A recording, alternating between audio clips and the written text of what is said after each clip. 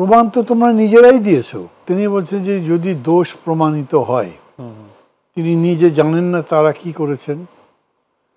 এই যে কত হলো, উনি তো বলছেন 30-36 দিন, কিন্তু তা তো রং, এটা ওদের 20 দিন হবে। আগস্টের 5-এর দিকে আর জুলাইয়ের 15-র দিক থেকে পিকে উঠেছে। 20 দিনে 1,500 মানুষ নিহত হয়েছে। এগুলো সব ভিডিও ফুটেজ আছে, ওনারা জানেন না তা তো না।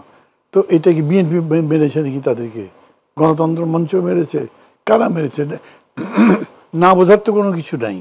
আর তাছাড়া তাদের দলের সাধারণ সম্পাদক বক্তৃতা করেছেন, নির্দেশ দিয়েছেন ছাত্রলীগ নামো, ঠিক করে ফেলো, এদেরকে সোজা করার জন্য ছাত্রলীগই যথেষ্ট।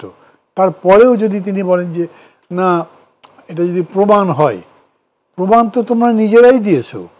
ঘটনা তো ঘটেছে, সেটার মানে বিশ্ববাসী দেখেছে।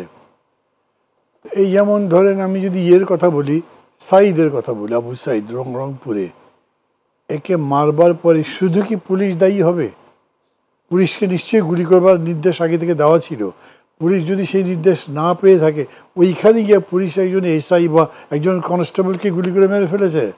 কমন একটা ব্রিফিং তো ছিলই, নির্দেশনা ছিলই, এবং সেটাও পুলিশ গভর্নমেন্টের কাছ থেকে পেয়েছে, তাছাড়া হতে পারে না।